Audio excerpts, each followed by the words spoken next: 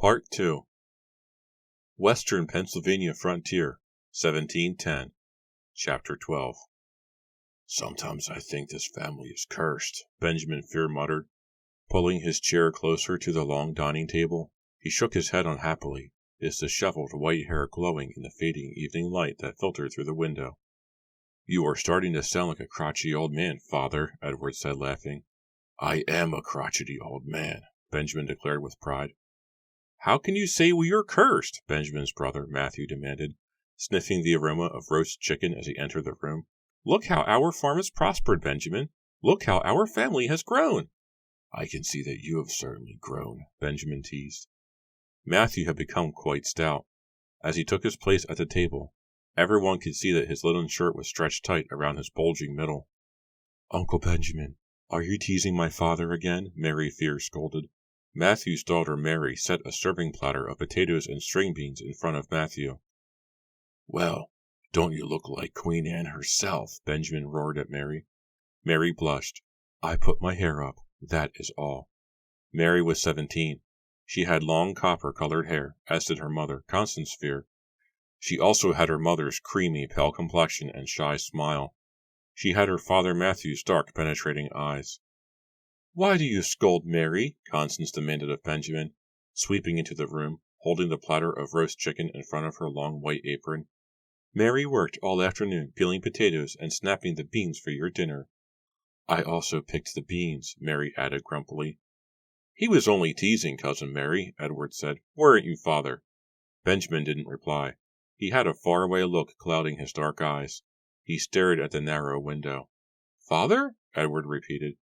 Benjamin lowered his eyes to his son with a frown. "Were you addressing me?" he barked. "Speak up. I'm an old man, Edward. I cannot abide mutterers." "Where is Rebecca?" Matthew demanded, his eyes searching the long, narrow dining table. Rebecca, Edward's beautiful young wife, always seemed to be the last to the table. "I believe she's tending Ezra," Edward told his uncle. "Your son has been trouble since the day he was born," Benjamin grumbled. His booming voice had become raspy and harsh. "Ezra is a difficult child," Edward admitted to his father, accepting the platter of chicken, "but I believe you go too far." "I'm his grandfather. I can go as far as I please," Benjamin bellowed unpleasantly. "If you don't like my remarks, Edward, go eat your dinner at your own house." He pointed out the window toward Edward's house across the pasture. "Hush, brother," Matthew instructed, raising a hand for peace. "Let us enjoy our dinner without your usual sour complaints." Rebecca entered, pulling Ezra behind her. It was evident from Ezra's wet eyes that he'd been crying. Ezra was 6, but acted as if he were much younger. Rebecca, sighing wearily, lifted him into a chair and told him not to squirm. Rebecca had straight black hair pulled back from a high forehead, olive green eyes, and dramatic dark lips. She had been a high-spirited, giggly girl when she married Edward, but 6 years of mothering Ezra and helping out on the farm had brought lines to her forehead and a weariness to her voice. "Will you eat some chicken now, Ezra?" she asked. "No!" the boy shouted, crossing his arms defiantly in front of his chest. "He has a strong will. He is a true Fear," Benjamin growled approvingly. "I am not," Ezra cried peevishly. "I am Ezra. That is all." Everyone laughed. Rebecca dropped a chicken leg onto the boy's plate. "Eat your dinner," she instructed softly. "What a fine family we are," Matthew said happily, patting his large belly. "Look around this table, Benjamin. Look at our children and grandchildren. And think of our prosperous farm and trading store. How can you say this family is cursed?" Benjamin chewed his food slowly before replying. "Cursed," he muttered after swallowing. "The new roof shingles. Edward finished putting them up just last week, and last night that thunderstorm washed away half of them. Is that not a curse?" Edward chuckled. "Only a few shingles were blown off, father," he said, reaching for his pewter water cup. "There will still be light after dinner. I will go up on the roof and examine it closely. I am certain it is but a minor repair." "Cousin Edward, it will be too dark," Mary warned. "Can it not wait until tomorrow?" Mary and Edward were more like brother and sister than cousins. Mary was also close to Edward's wife Rebecca. There were few young people in the village for Mary to befriend. She had only her family to turn to for companionship. "There will be light enough to examine the shingles," Edward assured her. helping himself to more string beans. He smiled at Mary. "Do not fret. Wipe your uncle's words from your mind. There is no curse on the Fear family. The only curse around here is my crotchety old father." The family's laughter rose up from the long dining table. It floated out the window, out of the 2-story stone house, to reach the ears of a white-bearded man in ragged clothes, who was hidden behind the fat tree trunk of an old oak tree, just beyond Mary's small flower garden. Careful to keep out of view, the man leaned toward the sound of laughter, the sleeve of his worn coat pressed against the rough bark. His tired eyes explored the steep shingled roof of the sturdy farmhouse. Then he lowered his gaze to the window where the tangy aroma of roast chicken floated out. The man's stomach growled. It had been a while since he had eaten, but he was too excited to think about food now. Too excited to think about his long journey, a journey of years. He could feel his heart pound beneath his thin shirt. His breath escaped in noisy wheezes. Such rapid breathing, his sides began to ache. He gripped the tree trunk so tightly his hands hurt. "At last," he whispered to the tree. "At last!" A whispered cry of joy, of triumph. The white-haired man was William Good. For almost 20 years I have sought this moment, he thought, staring intently at the flickering light through the window, listening to the chime of voices inside. For 20 years I have searched the colonies for the Fears, my enemies. At last I have found them. At last I can carry out my curse. At last I can avenge my wife and daughter. I have found the Fears. And now they will suffer as I have suffered. All of them, one by one. He heard the clatter of dishes, the scrape of chairs. Then, to his surprise, the door opened and a young man came out of the house, followed by several others. With a gasp, William pulled his head back out of view, and pressed himself even tighter against the tree's ragged bark. The sun was low behind the trees. The sky was a wash of pink and purple, quickly darkening. From his hiding place, William Good squinted hard, struggling to recognize the faces of those he had hunted for so many years. He had somehow expected them to look the same. Now he stared in surprise to see the changed faces and bodies. "Can that be Edward Fear?" he asked himself, watching the young man prop a wooden ladder against the side of the house. "Edward was but a boy when I last saw him. Now he has become a sturdy young man. And that white-haired man, stooped over his walking stick?" William squinted hard. "Can that be Benjamin Fear?" He has aged badly, William decided. Back in Wickham, he was tall and broad-shouldered, a man as powerful as his booming voice, and now his shoulders are hunched, and he leans heavily on the stick with a trembling grip. All the better to help you topple into your grave, Benjamin Fear, William Good thought with a grim smile. I still have my powers, William thought with satisfaction, and I plan to use them now. Recognizing Benjamin's brother Matthew, William nearly laughed out loud. "Why, he has become as fat as one of his cows," William declared to himself. "Look how he struts with his belly hanging out." "You will strut to your grave, Matthew," William decided, feeling a wave of bitterness sweep over him. "It will be a painful journey for you, Matthew. You will beg for death, but I will make your death agonizing and slow, for you are my betrayer. You are the one who robbed me of my money, and my family." William couldn't have known the little boy who was scampering through the flower garden, unheedful of the blossoming flowers, nor did he recognize the copper-haired young woman who held the side of the ladder. What fine linen shirts the men all wear, thought William bitterly, and the girls' dresses of the most expensive fabric. What are the young people's names? Are they the children or the grandchildren of the Fear brothers? It doesn't matter, he thought, closing his eyes, a broad smile hidden behind his scraggly mustache and beard. It doesn't matter what your names are. You are Fears, and all Fears shall start to suffer now. All. Chapter 13. "The sun is nearly down," Mary told her cousin, gripping the sides of the ladder. "There is enough light," Edward insisted. "Move away. I am only going up for a moment." "But the shingles are still wet from the rain," Mary insisted. "Wait until morning, Edward." "Please, I shall be down in a moment," Edward said stubbornly. "Why do you always treat me as if I'm Ezra's age, Mary?" "Why do you always insist on being so reckless?" Mary replied. "It's as if you have to show off to Uncle Benjamin and my father. You have nothing to prove to them, Edward." "Maybe I have things to prove to myself," Edward muttered. "Now please, cousin, allow me to make my inspection of the shingles before the moon is up." Mary obediently took a step back. "May I hold the ladder in place for you?" she asked as Edward began to climb. You know you should be in the kitchen helping Rebecca and your mother clean the dinner dishes." Mary groaned and rolled her eyes. "I am 17, Cousin Edward," she said sharply. "I am not a girl. I am a woman." "Your place is still in the kitchen," Edward called down. He had reached the roof and was edging his way off the ladder. "It appears much steeper up here than it did down on the ground," he said. Mary backed up a few paces to see him better.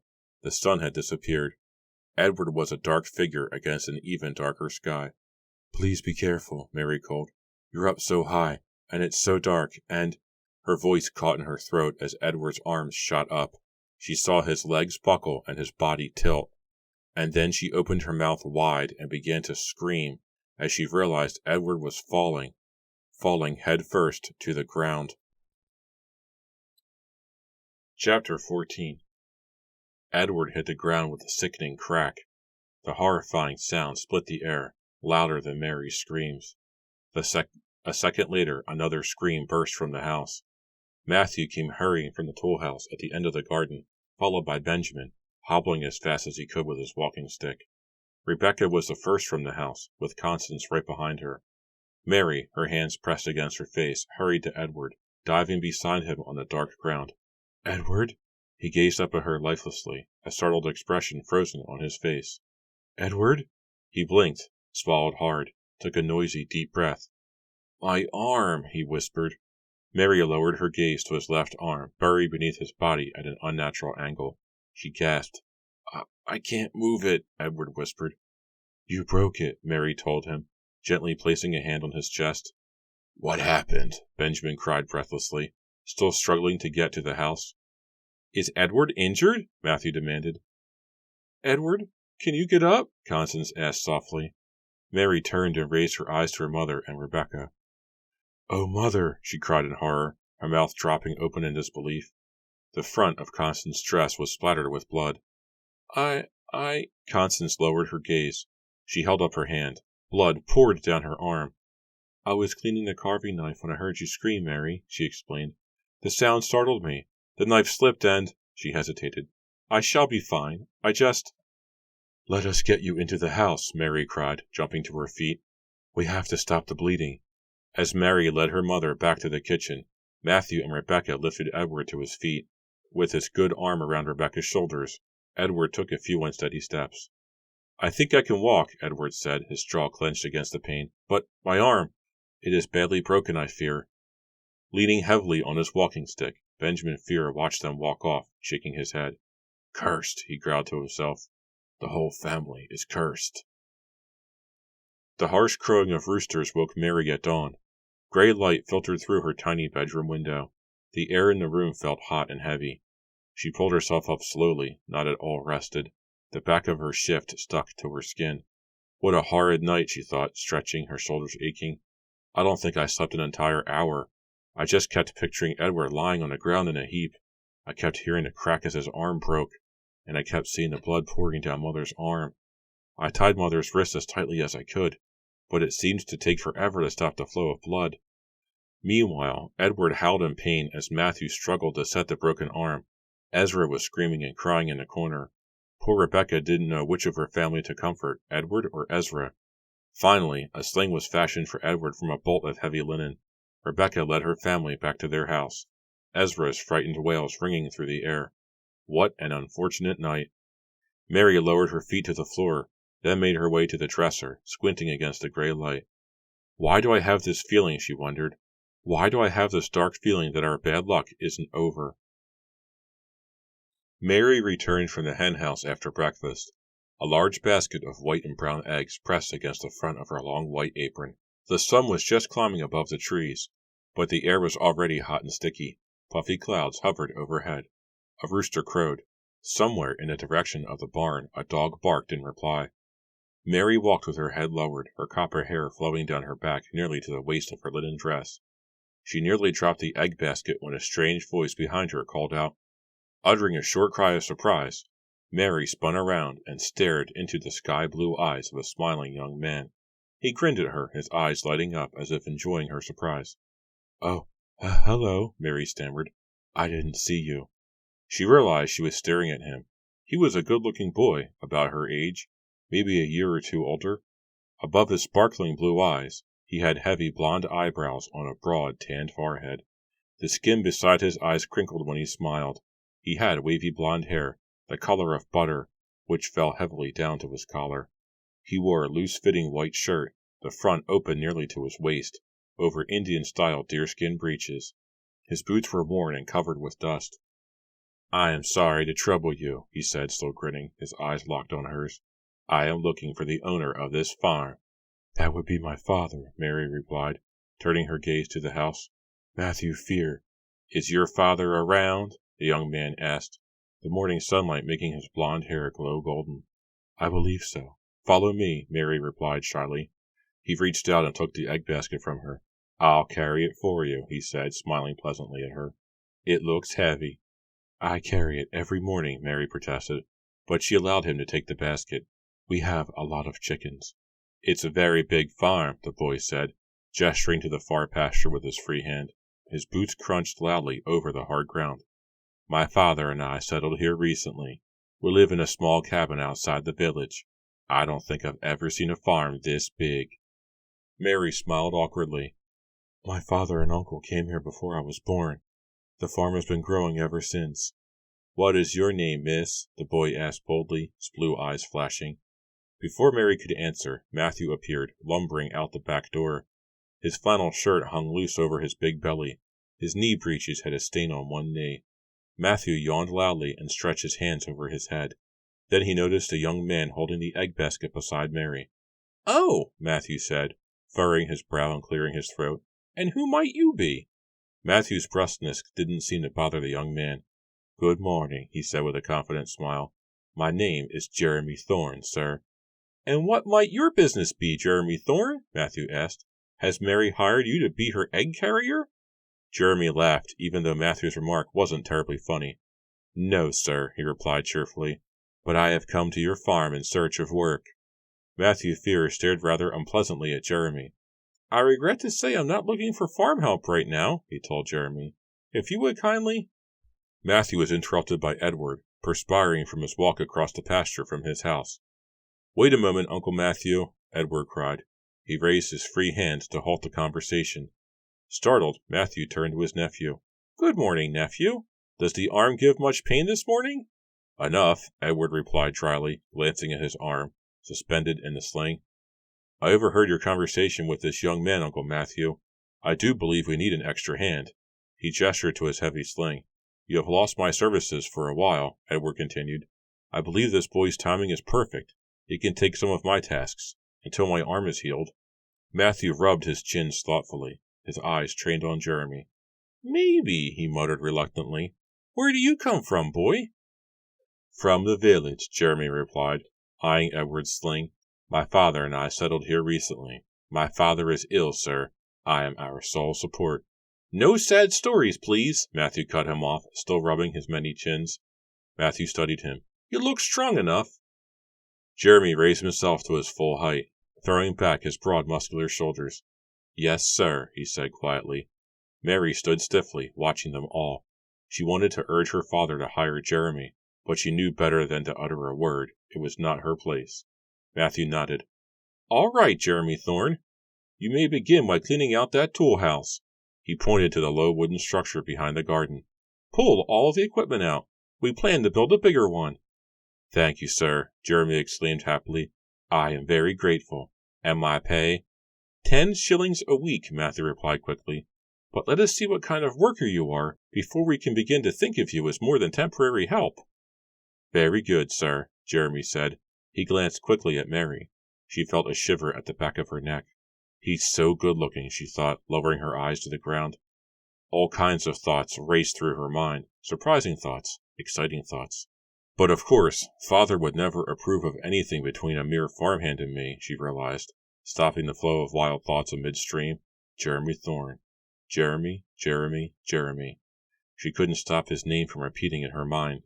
Her heart pounding, Mary took the egg basket from Jeremy and hurried to the house. The talk at lunch was of the dreadful mishaps of the night before. Poor Edward, poor Constance. They all lowered their heads in prayer before starting their soup. Mary couldn't stop thinking about Jeremy. All morning long, As she'd done her many kitchen chores, she had sneaked peeks at him from the door. She saw that he was proving to be as hard a worker as he had claimed. At the back of the garden, she could see the pile of tools and heavy equipment he had dragged out of the tool house. She watched him working alone back there, lowering his head to enter the structure, then appearing again with another handful of items. "Mary, what are you daydreaming about?" her mother demanded, breaking into Mary's thoughts after lunch as they began washing the dishes. "Nothing at all, really," Mary lied, blushing. "You barely said a word at lunch. I watched you," Constance said. "You hardly touched your soup."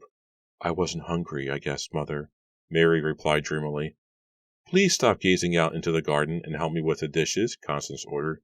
"You see I have only one hand." "Go rest, Mother," Mary insisted. "I will clean the dishes by myself." After the dishes were washed and put away, Mary picked up a basket and headed out to the garden to pick vegetables for the evening meal. The sun blazed down. Mary could see waves of heat rising off the near pasture. As she bent to pull up some turnips, a movement at the back of the garden caught her eye.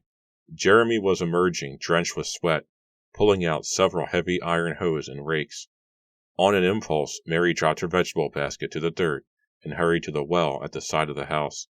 A few seconds later, she was standing in front of Jeremy, a tall pewter mug of cold well water in her hands. "Here," she said, thrusting the mug at him. "I thought you might be thirsty." He smiled at her, breathing hard. His blond hair was matted flat to his forehead. He had removed his shirt, and his smooth, muscular chest glistened with sweat. "You're very kind, Miss Fear," he said. He raised the mug to his lips, and, keeping his blue eyes on her, thirstily gulped several mouthfuls. Then he tilted the mug over his head and dumped the rest on his hair. It poured over his hair and face and onto his tanned shoulders. They both laughed. "You may call me Mary," she told him shyly, feeling her cheeks redden. "You are a very hard worker," she added quickly. Her remark seemed to please him. "I believe in doing a job well," he replied seriously.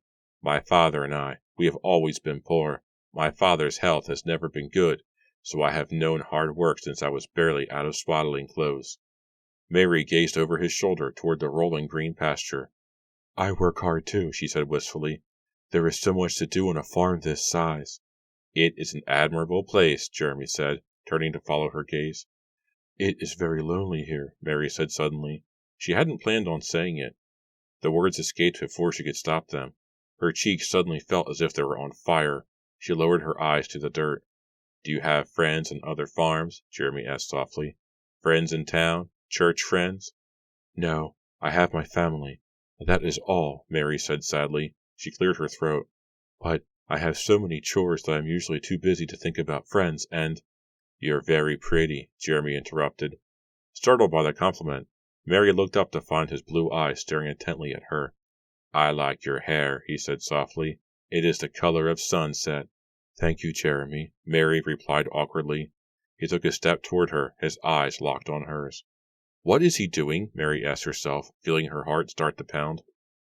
"Why is he staring at me like that? Is he trying to frighten me? No, he's going to kiss me," Mary realized. She started to take a step back, to move away, but she stopped. "He's going to kiss me, and I want him to." "Mary?" A voice behind her made her cry out. She turned to see Rebecca running through the garden, waving to her wildly with both arms, her white apron flapping at the front of her dress as she ran. Jeremy thrust the mug back at Mary, then turned and headed quickly toward the tool house. "Rebecca, what is the matter?" Mary demanded, gripping the empty pewter mug in both hands. "Have you seen Matthew? Edward? Where are they?" Rebecca cried, her features twisted in fear. "Rebecca, what is the matter?" Mary repeated. "Come quickly, Mary," Rebecca insisted, grabbing Mary's arm. "Please, come. Something horrible has happened." Chapter 15. With Rebecca's shrill, frightened cry still ringing in her ears, Mary raced after her through the garden to the house. "This way!" Rebecca shouted breathlessly, running through the kitchen and into the sitting room. It took Mary's eyes a while to adjust to the sudden darkness. She gasped out loud when she saw Benjamin sprawled stiffly on his back on the floor. "Look, that is how I found him," Rebecca cried, pointing with a trembling finger. Her black hair had come undone, and fell in disarray over her shoulders. Her dark lips formed an O of horror as she stared at the fallen man. Mary dropped to her knees beside Benjamin. Is he, she stammered. "Is he dead, Rebecca?" She peered into Benjamin's face. His eyes were frozen in a glazed, wide-eyed stare. His mouth hung open loosely, revealing 2 rows of perfect teeth. I think so, Rebecca replied in a whisper. Then she ran back to the doorway, shouting, Matthew! Matthew! Edward! Come quickly! Mary reached for Benjamin's hand and squeezed it. It was as cold as ice. She swallowed hard, gaping down into the blank, dark eyes that stared lifelessly up at her. I've never seen a dead person, she thought. What's happening, Rebecca? Edward had appeared in a doorway. I heard you calling, and... He lowered his eyes to the floor. Father? He must have been sitting there, Rebecca stammered, pointing to the high-backed chair against the wall. He must have fallen. I think... Father! Edward cried again, and dropped beside Mary. Is he breathing? I don't think so, Mary said softly. I think... She and Edward both cried out at once as Benjamin blinked. Father! Uncle Benjamin! He blinked again. His lips quivered. His mouth slowly closed. He's alive, Mary told Rebecca happily. Rebecca let out a long sigh and closed her eyes. Slumping against the wall, she began whispering a prayer. Benjamin raised his head groggily. Lie still, Father. Take your time, Edward urged, a hand on Benjamin's shoulder. I am able to rise, Benjamin insisted gruffly. Let me up. Edward moved his hands behind Benjamin's shoulders and helped him to sit up. Uncle Benjamin, what happened? How do you feel? Mary asked.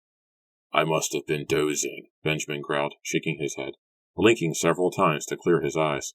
Fell from the chair, I guess. Matthew burst into the room, breathing hard, his round face bright red from the exertion of hurrying. Was someone calling me? He asked breathlessly. He cried out when he saw his brother on the floor. I am fine, Benjamin told him. Do not get hysterical. He started to climb to his feet, then hesitated. His expression turned to surprise. Uncle Benjamin, what is it? Mary asked, still on her knees beside him. The others drew near. My left leg, Benjamin muttered. I can't move it. He moved his right leg, drawing it up, then making the foot roll from side to side. I have no feeling, Benjamin said, sounding more startled than worried. No feeling at all in the left leg. Glancing up, Mary watched as her father grasped the odd 3-toed medallion he wore around his neck. How strange, Matthew declared. Edward, help me to my feet, Benjamin ordered. Edward obediently wrapped an arm around his father's shoulders and with great difficulty hoisted him to his feet. Benjamin's eyes narrowed as he tried to put weight on his left leg. He would have fallen if Edward and Mary hadn't caught him. No feeling in the leg at all, Benjamin said thoughtfully. It does not hurt. There is no pain. It does not feel like anything. It is as if the leg has been taken away from me. Wisps of clouds floated low in the bright sky. The white trunks of the beech trees at the end of the pasture gleamed in the late afternoon sunlight. Mary stepped along at the edge of the woods, lifting her skirt over low shrubs and rocks. Above her, the leaves trembled in a soft breeze. She turned where the trees ended and felt the blood pulse at her temples as Jeremy came into view. He was working shirtless as usual, his back to her, tugging with gloved hands at a tangle of brambles at his feet. She crept closer. The tree leaves appeared to tremble harder. Or is it my imagination, Mary wondered? Is it just my excitement? For 3 days, Jeremy had been working to clear the brambles from this new section of land. Each afternoon, Mary had met him there. She brought him water from the well. Jeremy would take a break from his solitary efforts. They would sit together on a fallen tree trunk and talk. Jeremy was so sweet, so understanding, so kind, Mary came to believe. She could feel herself growing close to him. She could feel herself beginning to fall in love with him. The feeling swept over her gently, almost like pulling on a favorite wool cloak. Comfortable, reassuring, warm. I feel as if I've known you all my life, she told him, after he had finished the mug of cold water. Her eyes trailed a gold and black butterfly as it fluttered near the trees. Sitting beside her on the smooth tree trunk, he kicked the soft dirt with the heel of one boot.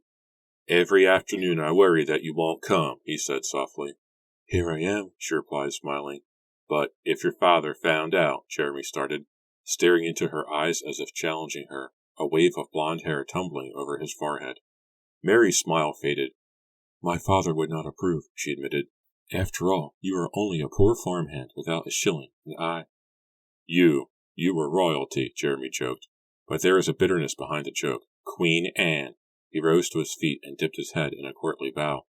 Mary giggled. Please stop. I am sure that after time... Time, Jeremy muttered. His eyes went to the thick brambles that rolled over the rocky ground. "Time for me to get back to work," he said. "Your father has instructed me to clear this field before the week is out." "My father is not the true snub of the family," Mary said, lost in her own thoughts. "My Uncle Benjamin would be more alarmed than my father if he knew." "How does your Uncle Benjamin feel?" Jeremy interrupted, his features tensing in concern. "Not well," Mary replied, frowning. "His left arm has given out along with the leg." "You mean—" "He cannot move the left arm now. He has no feeling in it. It is completely numb, he says. His entire left side is paralyzed." "And how are his spirits?" Jeremy asked. "Hard to tell," Mary replied thoughtfully. "He is as difficult and cantankerous as ever. He is not a man to give in to illness or affliction." She sighed. "Despite his strong spirit, he is as helpless as a baby." "He is lucky to have you as a nurse," Jeremy replied, his eyes lighting up. And before Mary could cry out or protest, he leaned over and pressed his mouth against hers. Closing her eyes, Mary returned the kiss eagerly. "This is not proper. This isn't right. But I do not care," she thought. "Edward, please wait for me," Mary pleaded. "Don't walk so fast." Twigs snapped beneath her shoes as she hurried to catch up to him. "Sorry," Edward said, turning to her. He pulled up a long, straight reed with his good hand and stuck one end in his mouth. "I was thinking about something." Mary stepped up beside him breathlessly. "About your father?" Edward nodded. A bird cawed loudly above their heads. Mary gazed up into a red sunset sky to see two large blackbirds standing side by side on a low limb. "Are blackbirds good luck or bad luck?" she asked her cousin lightly. "Bad luck, I believe," he replied thoughtfully. "Black is the color of death, is it not?" "You do not have to be so gloomy," Mary complained. "I asked you to come out for a walk to cheer you up." "Sorry," he frowned. "I am gloomy. I cannot help it, Mary." "Because of your arm, Edward? It will heal." "No," he replied, glancing down at the heavy sling. "I am worried about my father, and Rebecca, and—" "Rebecca?" Mary interrupted, stepping over a tree stump. "Is Rebecca ill?" Edward shook his head. "No, but she seems so weary all the time, so exhausted, so dispirited. She seems so different to me." "I think she is tired," Mary told him. "Ezra is not an easy child." Edward didn't reply. They continued their walk through the woods in silence. The last rays of sunlight slid between the slender trees, casting rippling blue shadows at their feet. "It is nearly dinner time," Edward said finally, chewing on the end of the reed. "Rebecca will worry." "Let us head back," Mary agreed, running her fingers along the trunk of a tall oak as she turned around. "I tried to speak to my father this afternoon," Edward told her, letting her take the lead. "I needed to speak to him about the receipts for the store, but he would only talk about his paralyzed arm and leg." "Oh!" They had walked into a swarm of buzzing gnats. Mary raised her hands to shield her eyes. She quickened her pace, nearly stumbling over a jagged white rock in her path. "It is so strange about father," Edward continued, still scratching his neck.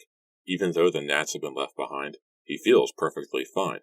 He seems to be in good health. He has no pain, and yet—" "Perhaps his strength will return," Mary said hopefully. She stopped and turned to him. "You seem so troubled, cousin. You can talk of nothing but our family's gloomy problems and mishaps." "Everything was going so well for us," Edward replied with emotion. "We were all so happy. And now, all of a sudden—" He stopped walking. Mary saw his eyes grow wide and his mouth drop open. The reed fell to his feet. "Edward, what is it?" She turned as he pointed. At first she thought the yellow glow was the sun poking between the trees, but she quickly remembered that the sun was nearly down. This yellow glow was too bright, too fiery. "Fire!" Edward screamed, the flames reflected in his frightened eyes. "The woods are on fire!" "No!" Mary cried, grabbing his good arm. "Edward, look!" Inside the glowing fireball, a figure writhed. "Someone is trapped in the flames!" Mary shrieked.